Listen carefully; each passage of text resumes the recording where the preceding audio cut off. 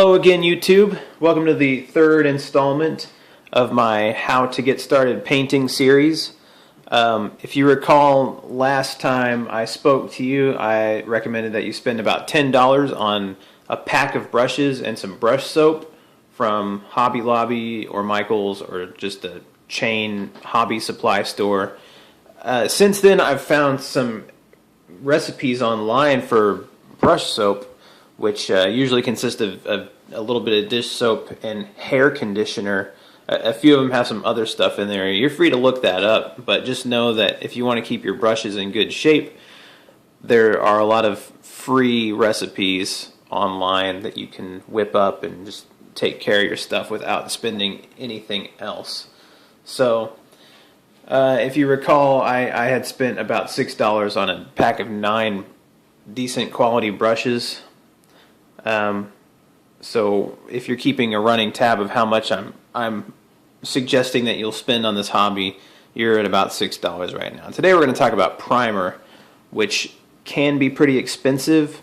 One of the more popular primers, of course, is the Citadel, which you can get a 13-ounce can. It's 400 milliliters. It's about 13.5 ounces, and that's about $15.75, I believe, is what it lists for on the Games Workshop website.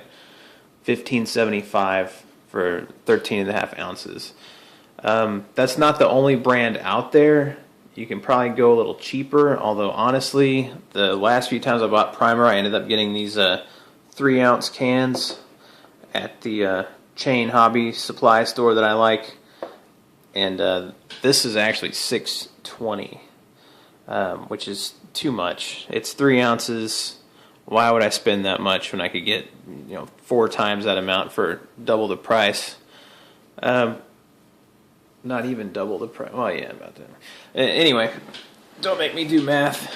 So, yeah, you can get this, but honestly, what I did this time was just go for the big 12-ounce can of Krylon primer, which I also got at the hobby store, but this was $6.50 as opposed to the $15.75 of a similar size can of black or white primer from Citadel.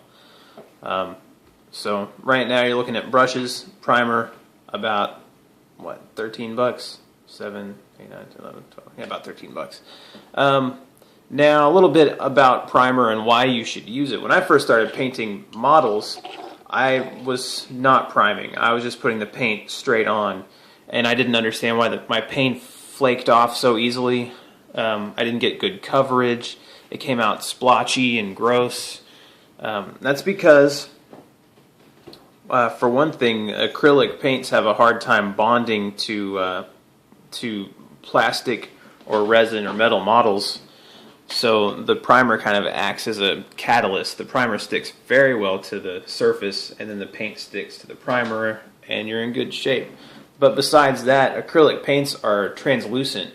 When you put them on a model, especially if you especially if you thin your paints, which we'll get to later on, then you're going to see a little bit of whatever color's underneath. So if you've got an ugly, gray colored model, it's going to look ugly and gray, and it's since it's a slick surface, the paint will kind of bead up, and it's not a good thing.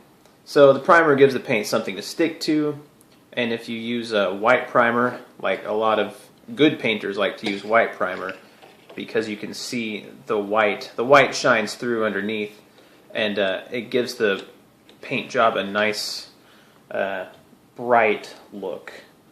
So if you're a good painter, use that. If you're like me and you're so-so, I recommend going with a black primer, because that's going to kind of hide your mistakes. If you can't make it all the way to the seam in armor or something like that, if you miss a spot or miss a crack, if it's in white, then it's going to be just a glaring contrast, and people will be able to see it immediately, and everyone will know that you messed up. But if you use black primer, it just looks like shadow, and it looks a lot better.